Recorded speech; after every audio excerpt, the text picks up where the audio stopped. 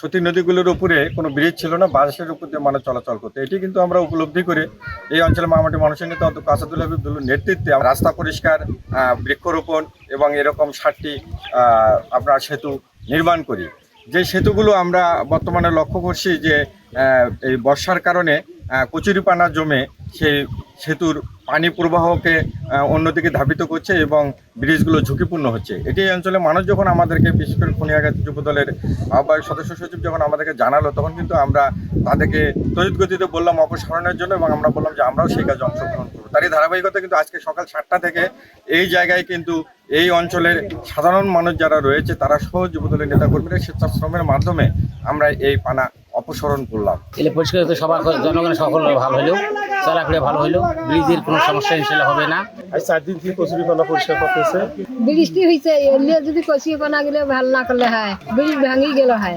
এখন যুবদল আসিয়া যে সাড়ে দিবেন লাগছে, না হলে ব্রিজ ভাঙি গেল হয়। 8 দিন থেকে কাজ করিয়া পানা সাড়ে দিলেন, এখন আমাদের ফুল ব্রিজ রক্ষা হবে। এই যে কচুরিপানা পরিষ্কার করিয়া ব্রিজটা বাজাল, এটা আমাদের জনগণের জন্য খুব ভালো। আমরা চাই ভবিষ্যতে এই ব্রিজ যেন পাকাপোক্ত হয় সরকারিভাবে, আমাদের এই এলাকার যাতে মানুষের চলাচলের সুবিধা হয়।